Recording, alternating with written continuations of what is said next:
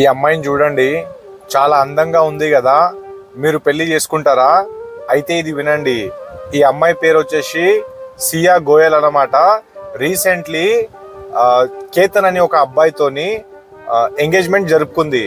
కేతన్ అనే అబ్బాయి దగ్గర 600 కోట్ల ఆస్తి ఉంది, బిఎండబ్ల్యూ ఉంది, కార్ ఉంది, అన్నీ ఉన్నాయి.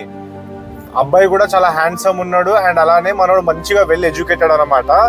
సో ఎంగేజ్మెంట్ జరుపుకున్నారు, అంతా మంచిగా అయింది. దాని తర్వాత ఈ పిల్ల బర్త్డే వచ్చింది. ఈ పిల్ల బర్త్డేకి ఈ కేతన్ అనే ఈ అబ్బాయి కాబోయే మొగుడు ₹1,00,00,000 ఇట్లా ఖర్చు పెట్టేసిండు బర్త్డేకి.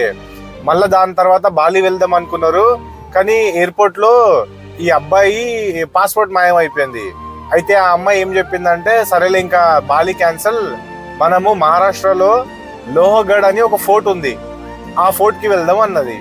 ఆ ఫోర్ట్ కి వెళ్ళిర్రు. వెళ్ళిన తర్వాత ఏమైంది తెలుసా? ఫోర్ట్ లో ఒక ఎడ్జ్ పాయింట్ ఉంటుంది చూడండి, లాస్ట్ కొండ మీద. ఆ కొండ మీద నుంచి కాబోయే మొగుడిని నూకేసి చంపేసింది. ఎందుకో తెలుసా? తన బాయ్ ఫ్రెండ్ కోసం.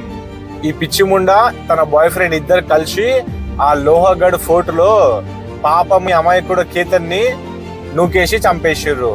తర్వాత కూడా అసలు ఈమె మీద డౌట్ రాలేదు. పోలీస్ వాళ్ళు ఏం చెప్పారంటే, అబ్బాయి ఇంకా బతికే ఉన్నాడు, చూద్దాం ఆగండి అని అన్నాడు. ఎందుకు? ఈ అమ్మాయికి ఏం కావద్దు అని. కానీ ఈ అమ్మాయి గజగజ వణకడం స్టార్ట్ చేసింది బతికి ఉన్నాడు అనగానే.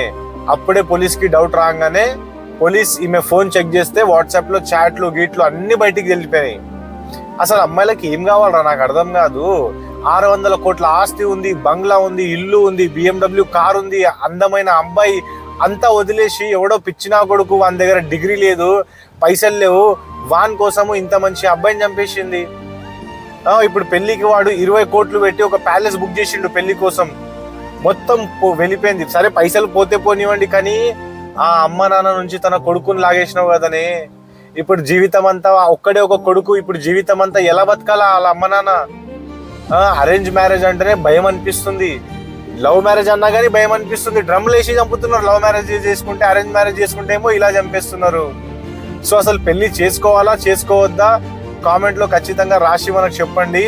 ఇలాంటి అమ్మాయిలతో ఏం అవ్వాలో అది కూడా చెప్పండి. ఈ వీడియో ప్రతి ఒక్క ఫ్రెండ్ కి షేర్ చేయండి, ఎవడైతే పెళ్లి చేసుకోవాలనుకుంటుండో.